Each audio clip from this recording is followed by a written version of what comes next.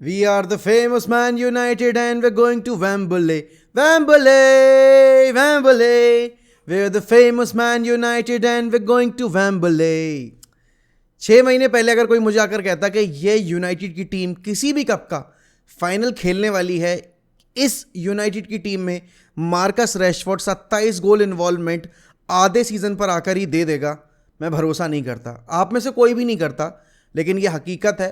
कल Nottingham forest को 3-0 से हराकर ऑलमोस्ट फाइनल में जगह बना ली है कैराबाओ कप के। एंड लास्ट फाइनल जो हमने खेला था कोई भी डोमेस्टिक कप कंपटीशन का, वो था एफए कप का अंडर जोसे मोरिनियो, जो कि हम चेल्सी से हार गए थे ईडन हजार्ड की पेनल्टी की बदौलत।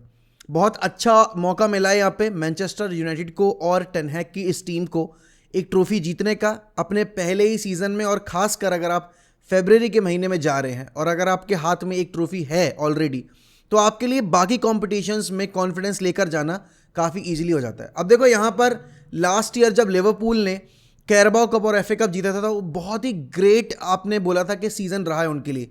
ऑल्दो ऑब्वियस सी बात, उन्होंने सिर्फ 1 पॉइंट से प्रीमियर लीग हारी और वो फाइनल में जाकर रियल मैड्रिड की उस टीम से यूसीएल हार गए जिसने बहुत ही धमाकेदार परफॉर्मेंसेस दी थी। लेकिन अगर मैं यूनाइटेड की ट्रेजेक्ट्री की बात करूं जो लास्ट ईयर रही थी और इस साल जो हमें देखने को मिली है, उसके हिसाब से एक कैराबाओ कप की ट्रॉफी और अगर कोई भी ट्रॉफी, लेट्स से कि एफए कप हम जीतते हैं अगर, और या फिर अगर हम यूरोपा जीतते हैं, तो बहुत ही सही हमारा सीज़न रहेगा।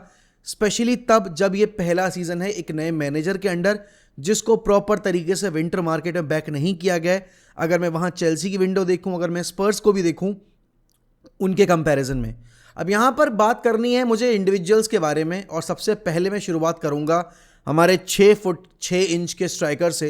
देखो, जब हम वॉट वेगोस को लेकर आए थे, सबने ये कहा था कि यार why are we even going for a Burnley player जो कि रेलीगेट हो चुका है, अभी लोन पर गया है बेशिकताज, और वहाँ पर भी उसने 9 गोल ही स्कोर के, इतना कुछ भी एक छोटी लीग में भी जाकर परफॉर्म नहीं कर रहा है। लेकिन वॉट वेगोस की जो क्वालिटीज़ टेन हैग के सिस्टम को चाहिए वो बिल्कुल बखूबी तौर पर वो प्रोवाइड करते हैं। ना आपने ये चीज़ आर्सेनल वाले गेम में भी देखी, उससे पहले क्रिस्टल पैलेस वाले गेम में भी देखी थी, और कल तो he was on the score sheet. अब एक बंदा जो कि गोल स्कोरिंग के लिए लाया गया है, जो एक प्रॉपर नंबर 9 है, वो नंबर 9 की ट्रेड्स अगर फील्ड पर मौजूद नहीं दे पा रहा, मतलब एक तरीके से डिस्प्ले नहीं कर पा रहा है, तो फिर हर कोई उसको एक फेल्ड साइनिंग या फिर एक फेल्ड इन्वेस्टमेंट के तौर पर ही देखेगा। लेकिन अगर आपने मैच देखा है, अगर आपको मैच समझ में आता है, तो आपको पता चलेगा कि आर्सेनल वाले गेम में भी he was very influential. Crystal palace वाले गेम में भी एक ट्रेनिंग सेशन के बाद उसकी जो परफॉर्मेंस थी वो भी बहुत शानदार थी। और कल जो गोल स्कोर किया है, आई थिंक एक प्रॉपर नंबर 9 एक पोचर की जो पहचान होती है ना, to be in that moment at the right place in the right time, वो वाला एक सिचुएशन जनरेट हुई जहाँ पर एंटनी ने शॉट लिया एंड वॉट वेगोस वॉज प्रिटी एक्टिव। उसको पता था रिबाउंड आएगा तो I have to be there, तो बहुत ही सही उसने गोल स्कोर किया। उसके अलावा off the ball work rate Wout वेगोस का बहुत शानदार था पूरे मैच में।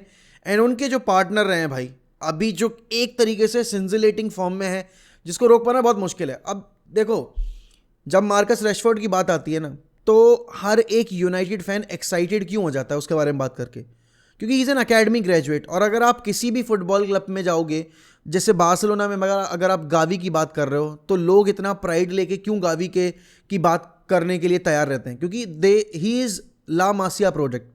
यहाँ पर अगर मैं वेलवर्दे की बात करूँ या फिर मैं नाचो की बात करूँ, कारवाहाल की बात करूँ, क्यों Real Madrid fans take pride in calling themselves these players their own? क्योंकि ये अकेडमी से आ रहे हैं। और ऐसे ही सेम केस मार्कस रैशफोर्ड के साथ है। यूनाइटेड की टीम में लगातार 6 साल खेलने के बाद भी मार्कस रैशफोर्ड को कभी हमने इस तरह के गजब रन ऑफ फॉर्म में नहीं देखा है, where he is taking on defenders for fun. And कल जो मिडल्सब्रो कर रहा हूँ मैं, नॉटिंघम के अगेंस्ट जो उसकी परफॉर्मेंस देखी है, स्पेशली दैट गोल, भाई वो दिखाता है कि कितना चेंज आया है मार्कस रैशफोर्ड के अप्रोच में, मेंटालिटी में, और उसको कितना भरोसा हुआ है अपने ऊपर। और देखो, एक प्लेयर को अपने ऊपर भरोसा कब होता है? जब उसके मैनेजर को उसके ऊपर भरोसा हो। एंड मुझे आज भी याद है टेन हैग ने दूसरी तीसरी प्रेस कॉन्फ्रेंस में बोला था that Rashford is going to be my main man, Rashford is going to score goals for me. And वो उसके उस भरोसे पे बिल्कुल खरा उतर रहा है। 27 गोल इन्वॉल्वमेंट, आपको मतलब ये आप अगर लास्ट सीजन के मार्कस रैशफोर्ड को देखोगे, आप सोच भी नहीं सकते थे कि रैशफोर्ड आधे सीजन में आके 27 गोल इन्वॉल्वमेंट ऑलरेडी दे चुका होगा। तो he is a huge boost for us going into the season आगे और जाते में. एंड एंटनी जो अभी तक इतना ज़्यादा स्क्रूटनी झेल रहा था, जिसको इतना ज़्यादा क्रिटिसाइज किया गया है, कल की परफॉर्मेंस अगर मैं सिर्फ वो एक दो मिस्ड अपॉर्चुनिटीज हटा दूं तो Antony was pretty good. And Antony को एक जो चांस मिला था उसको बरी कर देना चाहिए था, बट अच्छा सेव किया था वहाँ पर हेनेसी ने. एंड ये देखो, ये जो मोमेंट्स होते हैं ना, ये मोमेंट्स तब फ्रूटफुल होते हैं या फिर वो चांसेस तब कन्वर्ट होते हैं जब प्लेयर के पास कॉन्फिडेंस हो. अब हम सबको पता है कि एंटनी को इतना ज़्यादा स्क्रूटनाइज किया जा रहा है, इंग्लिश मीडिया लगातार चढ़े जा रही है, उसके ऊपर चढ़े जा रही है. एंड अल्टीमेटली ये कहीं ना कहीं प्रेशर बिल्डअप होता है मैनेजर के ऊपर भी, प्लेयर के ऊपर भी. एंड सेम हो रहा है भी एंटनी के साथ में. बट एंटनी की कल की परफॉर्मेंस अगर मैं कहूँ, I was pretty much satisfied. Goal score नहीं किया, but other than that he was pretty influential. He was carrying the ball, defensively काफ़ी इनपुट दिया है. थोड़ा स्टट्स चेंज कर लो यार एंटनी, बहुत ज़्यादा स्लिप होते हो फील्ड पे. लेकिन other than that I think it was a pretty decent performance. And last match में कैसेमीरो नहीं था, हम सबको पता है हमारी मिडफील्ड का क्या हाल हुआ है. लेकिन कल के मैच में कैसेमीरो की प्रेजेंस ने वापस हमें एक बार दिखा दिया कि क्यों इस यूनाइटेड टीम के लिए एक प्रॉपर नंबर 6 होना बहुत ज़्यादा ज़रूरी है. और ख़ासकर वो नंबर 6 अगर कैसेमीरो है तो कितना ज़्यादा ईजी हो जाता है एरिक्सन के लिए और ब्रूनो के लिए अपना अपना जो गेम है उसको कैरी आउट करना और अपनी अपनी स्ट्रेंथ पर अपना गेम कैरी आउट करना और टीम को हेल्प करना. अब ब्रूनो ने कल गोल स्कोर किया है. Bruno has been in amazing form this season. लोग बहुत ज़्यादा क्रिटिसाइज करते हैं ब्रूनो को, and I don't know why, क्यों करते हैं. बट अगर आप मैन सिटी वाला गेम देखोगे, पैलेस वाला गेम देखोगे, आप पिछला वाला गेम देखोगे, तो Bruno has always been that guy जो क्रिएट कर रहा है, जो आपके गोल स्कोरिंग उसमें कंट्रीब्यूट कर रहा है. वो स्कोर शीट पे है, नहीं है तो असिस्ट दे रहा है. तो ये जो एक ट्रेट है ना, ये पूरे आपके क्लब में कोई और नहीं दे रहा. और इसकी वजह ये है कि भाई ब्रूनो जितनी क्रिएटिविटी और जितना रिस्क लेने को तैयार है, उतना शायद ही कोई प्लेयर और लेने को तैयार होगा. और इसीलिए आपको कैसेमीरो जैसे प्लेयर की ज़रूरत है जो कि पीछे रहकर ब्रूनो की उन गलतियों को कवर अप कर पाए या फिर एरिक्सन की गलतियों को कवर अप कर पाए. लेकिन इस पूरे मैच का जो एक शाइनिंग स्टार रहा वो था भाई लिसांद्रो Martinez. What a performance by लिसांद्रो Martinez. और देखो यार, लीचा वर्ल्ड कप में रेगुलर नहीं खेला. हम सबको लग रहा था कि भाई लिसांद्रो जिस तरीके से यूनाइटेड का सीजन कैरी आउट कर रहा है उसको वर्ल्ड कप में जगह मिलेगी, वो लगातार स्टार्ट करेगा, but that was not the case. लेकिन लिसांद्रो मार्टिनेज की परफॉर्मेंस मैच दर मैच वर्ल्ड कप के आने के बाद इंप्रूव होती जा रही है. एंड देखो, कल विक्टर लिंडलॉफ मार्टिनेज के अलॉन्ग साइड खेला. अब यहाँ पर लिंडलॉफ की परफॉर्मेंस की भी आपको तारीफ करनी पड़ेगी. शुरुआत में थोड़े शेकी लग रहे थे Lindelof, where he was been beaten 1 और 2 टाइम्स 1v1 सिचुएशन में, जहाँ पर हमने देखा कि भाई नॉटिंघम बहुत ज़्यादा डायरेक्ट हो रही थी फर्स्ट हाफ में, हमें बहुत ज़्यादा एक्सपोज कर रहे थे वो. और ब्रेनन जॉनसन जिस तरीके से खेल रहे हैं यार, कोई बड़ा क्लब डेफिनेटली उनके लिए आएगा नेक्स्ट समर में, क्योंकि भाई that guy is a very talented player. उसने लेनी देनी कर रखी थी हमारे उस विंग पे. एंड लिसांद्रो मार्टिनेज का कंपोजर, लिसांद्रो मार्टिनेज का एक्सपीरियंस, वो हम लोग सुतली बम खरीदते ना दिवाली पे, भाई लिसांद्रो मार्टिनेज वही है. छोटा पैकेट बड़ा धमाका, भाई बड़ी आवाज़ करता है वो. एंड कल मैन ऑफ द मैच का अवार्ड मिला लिसांद्रो मार्टिनेज को, जस्टिफाइड है. टैकल्स में नंबर 1 था, इंटरसेप्शंस में नंबर 1 था, एरियल डुअल्स में नंबर 1 था, ग्राउंड डुअल्स में नंबर 1 था. प्रोग्रेसिव पासिंग अगर आप लिसांद्रो मार्टिनेज की देखोगे तो वो काबिल तारीफ है. आपके पास अगर एक बॉल प्लेइंग सेंटर बैक है ना जिसकी डिफेंडिंग बहुत शानदार है, तो भाई आपकी चांदी चांदी है. और जो कि हम मैगवायर को अगर देखें, बॉल प्लेइंग एबिलिटी मैगवायर की बहुत शानदार है, बट डिफेंडिंग उतनी अच्छी नहीं है. Same can be said about Victor Lindelof as well. And Wan Bissaka once again he was decent, he was good. Tyrell Malacia, I think ये एक प्लेयर है जिसको हम सब एक्सपेक्ट कर रहे थे कि 1-2 सीजन के बाद चमकना शुरू होगा. 14.5 मिलियन में हमने उसको साइन किया, हाईजैक की थी हमने डील ये. And what an absolute bargain he has been. आप अगर लूक शॉ नहीं खिला रहे हो, अगर आप मलासिया खिला रहे हो, वो कंट्रीब्यूट कर रहा है आके. इन कंट्रीब्यूशन की बात है तो कल बेंच से आकर भाई हमारे, आप कह सकते हो कुछ प्लेयर्स ने अच्छा खासा कंट्रीब्यूशन दिया. उसमें एक नाम आपको फकुंदो पाइस्त्री का डालना ही पड़ेगा. देखो यार, पाइस्त्री एक काफ़ी टैलेंटेड प्लेयर है, और हमने एक ही विंडो में जब अमाद और पाइस्त्री को साइन किया था, कहीं ना कहीं सबके मन में यही था कि यार हम इनको यूज़ कैसे करेंगे. हमने दोनों प्लेयर्स साइन कर लिए, दोनों राइट विंगर ही है. इनमें से किसका फ्यूचर होगा, क्योंकि अमाद की सीलिंग बहुत हाई है, वो अभी संडरलैंड में आग लगा रहा है. एंड हम सबको पता है कि फकुंदो पाइस्त्री के लिए हम 2-3 ऑफर रिजेक्ट कर चुके हैं जो कि लोन स्पेल है. हमने 2 सीज़न उसको लगातार लोन पे भेजा था ला लीगा में.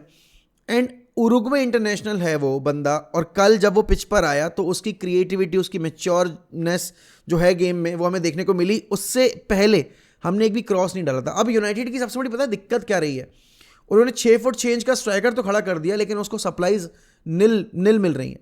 वो जो उसने गोल स्कोर किया वो भी एक आप कह सकते हो रिबाउंड का चांस था, इसलिए स्कोर हुआ, वरना वाउट वेगोस को हमने फीड बिल्कुल भी नहीं किया है। We need to utilize him in a proper manner, and उसके लिए आपको सैंचो की अवेलेबिलिटी बहुत ज़्यादा ज़रूरी है, क्योंकि सैंचो क्रॉसिंग वाइज बहुत बेहतरीन है, उसका लिंकअप प्ले भी बहुत शानदार है। एंट्री इन दैट रिगार्ड थोड़ा सा लैक कर जाता है, उस डिपार्टमेंट में एंटनी की क्रॉसिंग उतनी शार्प नहीं है। और बात पता है क्या आ रही है, बार बार सेट पीसेस की। यूनाइटेड सेट पीसेस लेने में बहुत ज़्यादा वीक है, उनको अपना टारगेट मैन फाइंड करना नहीं आता है, वो अपना जो डिफेंस का पहला मैन होता है ब्लॉक करने के लिए, उसको बीट नहीं कर पा रहे हैं। आई थिंक हमें बहुत ज़्यादा वर्क करने की ज़रूरत है अपने सेट पीसेस पर, डिफेंसिवली भी और ऑफेंसिवली भी, क्योंकि हम दोनों ही में ही प्रोडक्टिव नहीं है। नॉटिंघम की बात करूँ, एज सच उन्होंने कुछ हमें खासा परेशान किया नहीं, लेकिन एक रिकॉर्ड ज़रूर उनके नाम था कि वो सितंबर से अपने होम टर्फ पे हारे नहीं थे, and United went there and defeated them. तो ये बहुत बड़ा बूस्ट है। अब आप सेकंड लेग में जब जाओगे तो आपके पास 3-0 का क्वेश्चन है, एंड देखो 3-0 का क्वेश्चन होने के बाद आई डोंट थिंक कि नॉटिंघम वापस आ पाएगी। You can give rest to some of your key players, क्योंकि उसके बाद आपको 7 दिन के अंदर 8 दिन के अंदर वापस से 3 मैच खेलने पड़ेंगे अगले सेमीफाइनल के बाद। तो आपको उस चीज़ के लिए प्रिपेयर रहना है, एंड फरवरी का महीना आपके लिए बहुत क्रूशियल, क्योंकि उसमें आपको बार्सिलोना से 2 बार खेलना है, आपको वो मैच जीतना ही जीतना है अगर आप अपनी यूरोपा लीग की ड्रीम जो है वो जिंदा रखना चाहते हो, क्योंकि बार्सिलोना भी वहाँ आग लगा रही है। कल रात में उनका भी मैच था कोपा डेल रे का, and they absolutely annihilated Real Sociedad, और खासकर डेम्बेले तो बहुत ही गजब खेला है कल। यूनाइटेड के लिए एक अच्छा मौका है यहाँ पर ट्रॉफी उठाने का। न्यूकासल या साउथहैम्पटन जो भी आएगी वो इक्वली डिजर्विंग होंगे उस ट्रॉफी को जीतने के, लेकिन हम कितने ज़्यादा भूखे हैं उस ट्रॉफी के वो हमें दिखाना पड़ेगा फाइनल वाले दिन, और उससे पहले सेमीफाइनल में। अगला मैच रीडिंग से एफए कप में, वो भी हमें जीतना है। यहाँ पर जितनी पॉसिबिलिटी है हमारी ट्रॉफी जीतने की बढ़ानी पड़ेगी हमें, ज़्यादा ज़्यादा कन्विंसिंग परफॉर्मेंस देकर, एंड डेफिनेटली यार प्रीमियर लीग में टॉप 4 आना बहुत ज़रूरी है। और यूरोपा का तो जब मैच आएगा तब उस पर बात करेंगे, लेकिन टेन हैग ने जिस कदर इस टीम पे काम किया ना वो काबिल तारीफ है। अगर 6 महीने के अंदर टेन हैग इतना कर सकता है तो भाई उसको साइनिंग दे दो, उसको टाइम दे दो। Ten Hag will make this team one of the best, क्योंकि उसने ये चीज़ बोली है, firstly I want to make this team the best in England, then I want to make this team the best in Europe, and ultimately I want to make this team the best in the world. और अगर किसी manager का इस कदर dedication है अपनी team को लेकर, और उसको पता है कि वो इस टीम से क्या निकाल सकता है, उसको पता है कि इस टीम में इन प्लेयर्स में कितना पोटेंशियल है, और अगर राइट एरियाज़ में राइट प्लेयर्स लाए जाएंगे तो ये टीम किसी भी टीम को हरा सकती है। एंड जिस डायरेक्शन में मूव कर रहे हैं, आप आर्सेनल का प्रोजेक्ट अगर देखो आर्टेटा के अंडर, उन्होंने ये चीज़ करके दिखाई है। टेन हैग ने ज़्यादा प्रॉमिसिंग हमें रिजल्ट्स दिए हैं, अच्छी ब्रांड ऑफ फुटबॉल के साथ दिए हैं, तो डेफिनेटली हर एक यूनाइटेड फैन अभी एक्साइटेड हो सकता है टेन हैग के इस पूरे प्रोजेक्ट को देखकर, और डेफिनेटली जैसे आपके प्लेयर्स परफॉर्म कर रहे हैं उसको देखकर भी आप यही कहोगे भाई the future is in safe hands right now. I hope Marcus Rashford keeps on performing the way he is performing, and ये टीम आगे जा सकती है, बहुत कुछ कर सकती है। But I am really proud of my team, really proud of this manager. A golden opportunity is there for us to lift a trophy after 6 long years. I think we should grab this opportunity with both hands, and there is something in this season that we all would love to see, and that's a trophy in 10x hand, और definitely वो हम सब बहुत साल से miss भी कर रहे हैं। तो बताइए कमेंट सेक्शन में आपके हिसाब से क्या रहा कल का रिजल्ट, क्या बेहतर हो सकता था, किस प्लेयर ने सबसे ज़्यादा आपको डिसअपॉइंट किया, किसने सबसे ज़्यादा इंप्रेस किया, और आपको क्या लगता है कि यूनाइटेड फाइनली जाकर अपना जो ट्रॉफी ड्राउट है वो एंड करेगी कैराबाओ कप को जीतकर या नहीं। And if you are new to this channel, kindly subscribe to 1MEFC for more content.